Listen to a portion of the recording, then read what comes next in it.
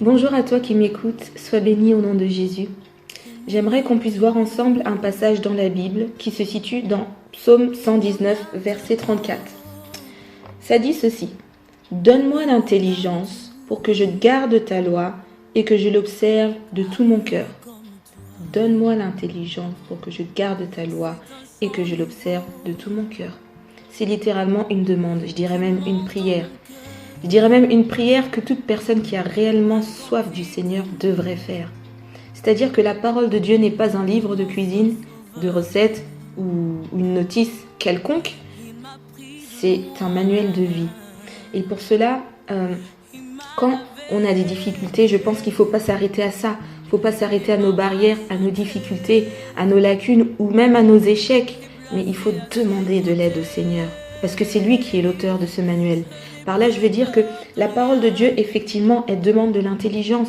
Et l'intelligence, c'est la faculté de comprendre, la capacité de capter ce qu'il faut capter à travers ce passage. Il faut demander au Seigneur. La Bible dit, dans Jacques chapitre 1, verset 5, que Dieu donne simplement et sans reproche.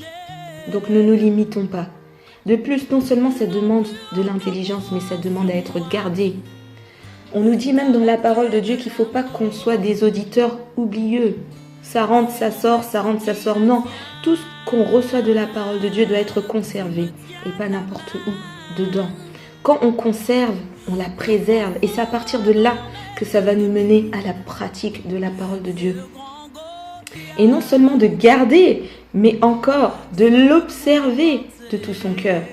Et quand tu observes quelque chose, c'est que tu l'analyses, c'est que tu l'examines, tu veux rentrer dans la profondeur pour comprendre en détail ce qu'il faut comprendre de la parole.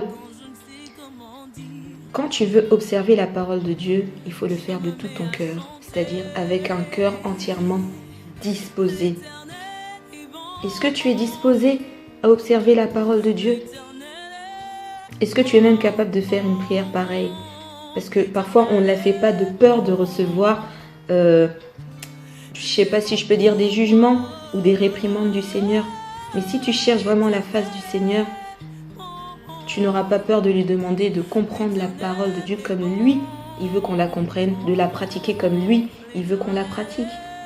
Alors je t'invite à être sincère avec le Seigneur et à ne pas hésiter à lui demander, parce que ça ne se fera pas tout seul, ça ne viendra pas tout seul. Tu as besoin de l'aide du Saint-Esprit pour comprendre la parole de Dieu, comme Dieu lui-même veut que tu puisses la comprendre. Donc voilà, c'est ce que je voulais partager avec toi aujourd'hui. Sois béni au nom de Jésus.